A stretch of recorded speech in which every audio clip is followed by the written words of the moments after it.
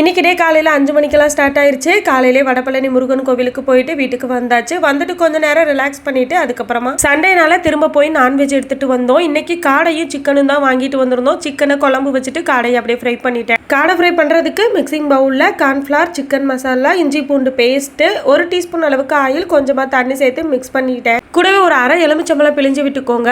Chicken மசாலாவில் உப்பு இருக்கனால நான் உப்பு எதுவுமே சேர்க்கல. நீங்கள் சிக்கன் மசாலாவுக்கு பதிலாக மிளகாய்த்தூள், காஷ்மீரி சில்லி பவுடர் சேர்த்து மிக்ஸ் பண்ணாலும் இதே டேஸ்ட் வந்துடும். காடையை கடையிலே நல்லா க்ளீன் பண்ணி கொடுத்துட்டாங்க. நான் வீட்டுக்கு வந்துட்டு மஞ்சள் தூள் போட்டு நல்லா வாஷ் பண்ணிட்டு லைட்டாக இடையில கீரல் போட்டு விட்டுட்டு மிக்ஸ் பண்ணி வச்சிருந்த மசாலாவை காடையில் ஃபுல்லாக அப்ளை பண்ணிட்டு ஒரு அரை மணி நேரம் ஊற விட்டுட்டு அதுக்கப்புறம் சூடான ஆயில 2 பக்கமாக திருப்பி விட்டு எடுத்தா காடை ஃப்ரை ரெடி. நான் இது வரைக்கும் காடை வாங்கி சமைச்சதே இல்லை. அம்மா வீட்லையும் சமைச்சது இல்லை, நான் சாப்பிட்டதும் இல்லை. என்னோட 2வது அக்கா வீட்டில் மாமா ஃப்ரை பண்ணி கொடுத்து நான் சாப்பிட்ருக்கிறேன்.